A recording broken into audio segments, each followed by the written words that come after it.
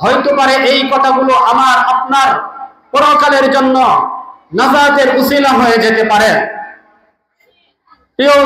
প্রিয় মুহতারাম হাজিরিন, আল্লাহ তাআলা কুরআনে সূরাতুল বাকারার শুরুতেই 3 শ্রেণীর মানুষের আলোচনা করেছেন।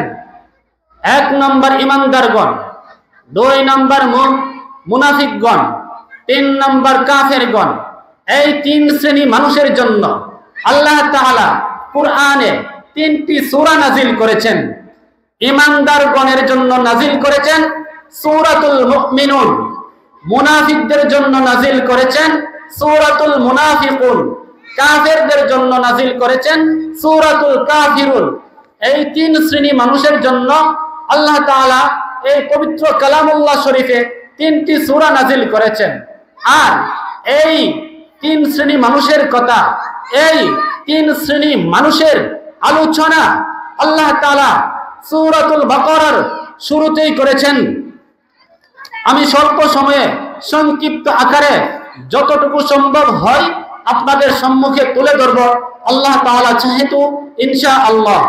আল্লাহ তাআলা কুরআনের সূরাতুল বাকারার শুরুতে বলেন, আল্লাযীনা ইউমিনুনা বিল গায়ব। ওই আল্লাহ বিরিগণ যারা মুমিন, যারা বিশ্বাস স্থাপন করে বিল গায়ব, অদৃশ্য বস্তুসমূহের প্রতি, যারা বিশ্বাস স্থাপন করে অদৃশ্য বস্তুসমূহের প্রতি, অর্থাৎ যারা আল্লাহকে দেখে নাই, আমরা তো আল্লাহকে দেখি নাই, কিন্তু আল্লাহু আহাদ, আল্লাহ এক, এটা আমাদের অন্তরে আমরা লালন করি, ধারণ করি এবং দৃঢ় বিশ্বাস স্থাপন করি। লা শারীকা লাহু, তার সাথে কোনো শরীক নেই, এটাও আমাদের অন্তরে লালন করি, ধারণ করি, দৃঢ় বিশ্বাস স্থাপন করি।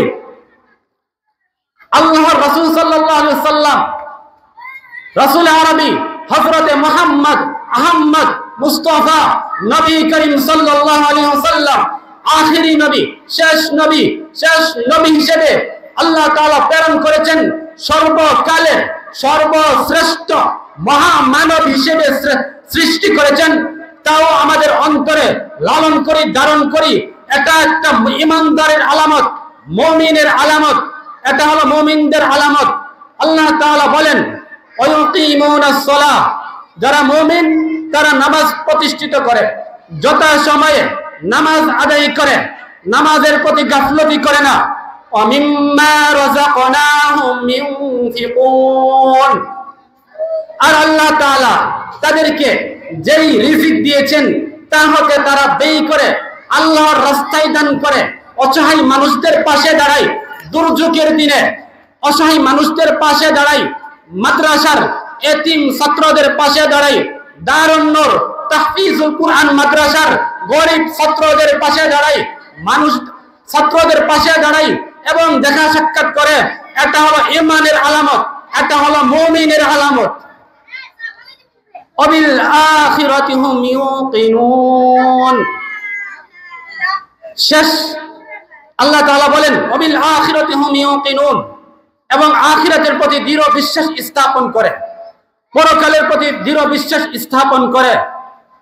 উলাইকা আলা হুদাম মির রাব্বিহিম, আর তারাই তাদের প্রভু হতে হেদায়েত প্রাপ্ত হয়েছেন, তারাই তাদের প্রভু হতে হেদায়েত নামক পুরস্কার পেয়েছেন। উলাইকা হুমুল মুফলিহুন, এবং তারাই পরিপূর্ণ সফলকাম হয়ে গেছেন।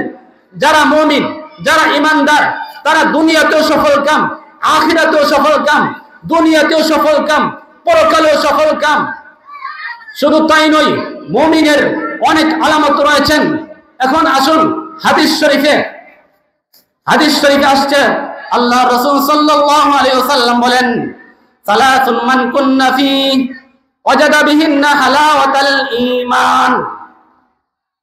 এমন 3টি বস্তু রয়েছে, সেগুলো যে ব্যক্তির মধ্যে বিদ্যমান থাকবে তারা ঈমানের স্বাদ অনুভব করবে, তারা ঈমানের স্বাদ অনুভব করবে। এই 3টি বস্তু কি? মান কানা আল্লাহু ওয়া রাসূলুহু আহাব্বা ইলাইহি মিম্মা সিওয়াহুমা। 1 নম্বরে হলো মান কানা আল্লাহু ওয়া রাসূলুহু, যারা আহাব্বা ইলাইহি মিম্মা সিয়াহুমা,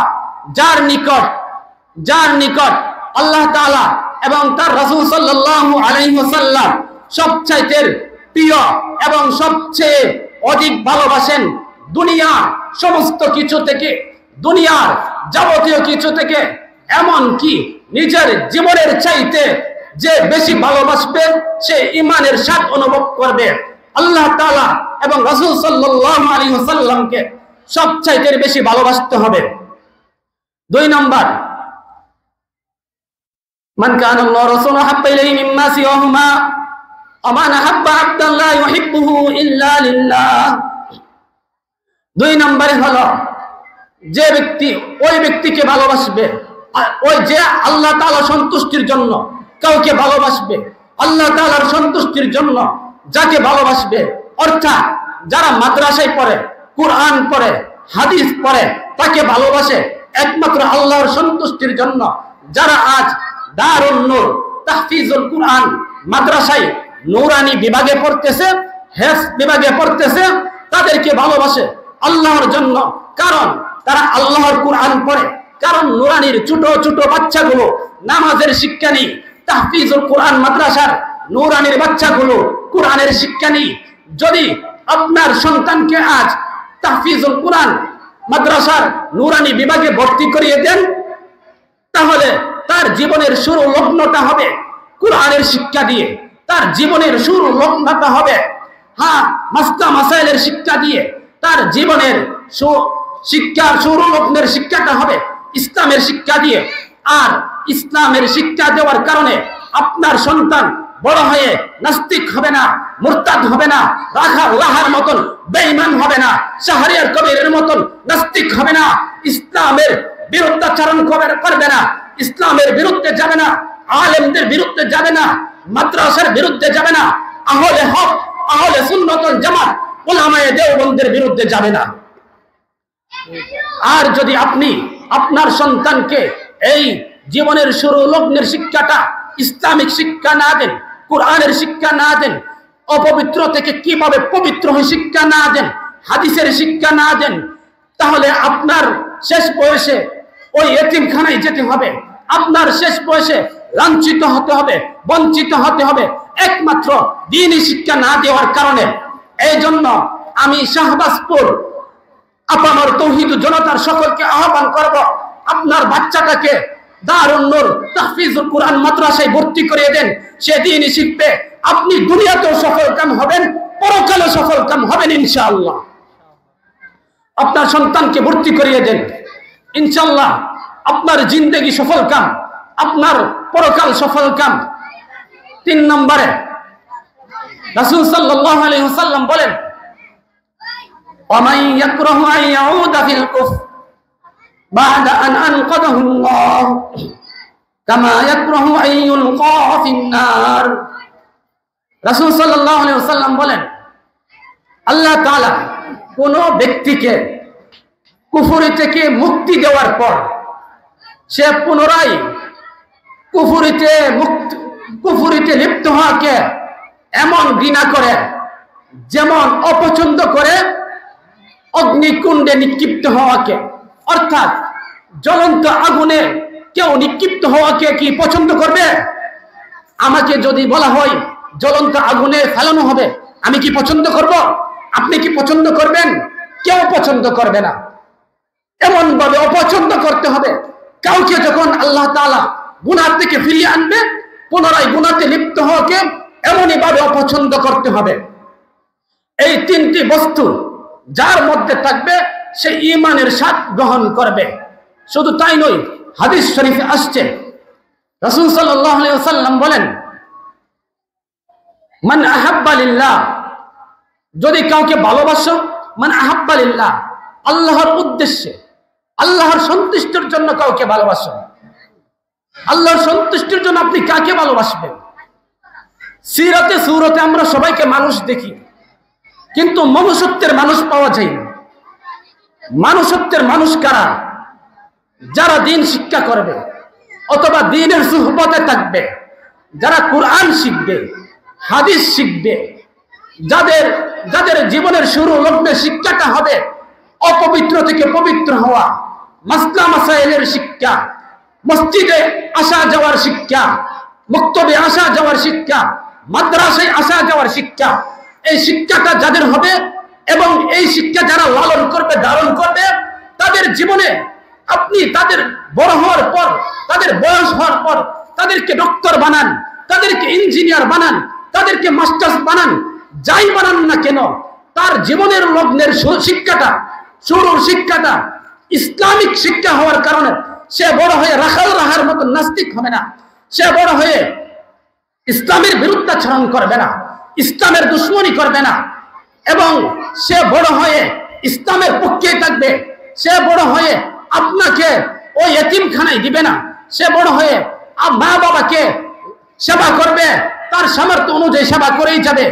এবং এই জন্য আপনাদের সন্তানকে আমি আকুল আবেদনের সাথে বলবো, আপনার বাচ্চাটাকে দারুন নূর তাহফিজুল কুরআন মাদ্রাসার নুরানি বিভাগে ভর্তি করিয়ে দেন। আপনি পরবর্তীতে যাই বানান সমস্যা নেই, আপনার সন্তানটাকে দারুন নূর তাহফিজুল কুরআন মাদ্রাসার হেফজ বিভাগে ভর্তি করিয়ে দেন।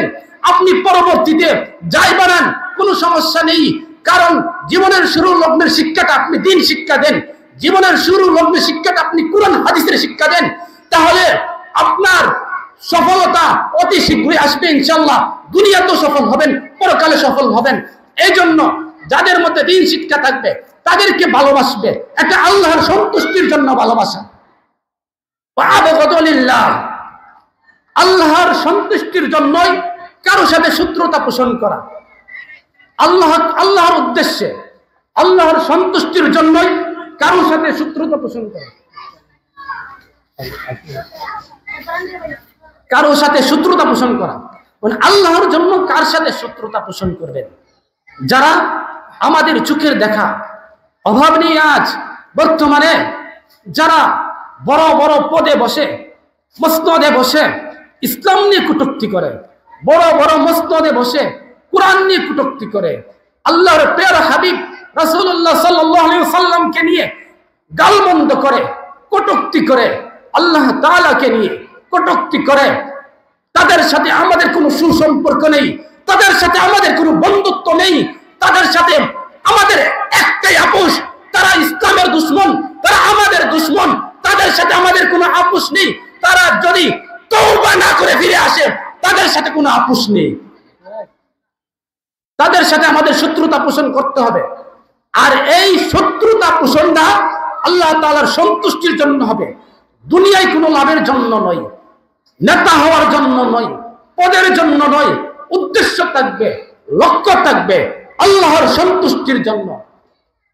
3 নম্বর, এখানে 4টি গুণের কথা বলা হয়েছে। 3 নম্বর হলো আতালিল্লাহ, কাউকে দান খেরাত করা আল্লাহর সন্তুষ্টির জন্য।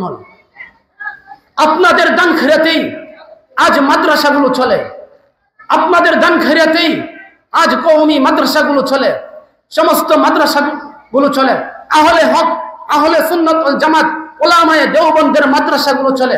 উলামায়ে দেওবন্দের মাদ্রাসাগুলো ব্যক্তিগতভাবে চলে না, দোষের মাধ্যমে চলে।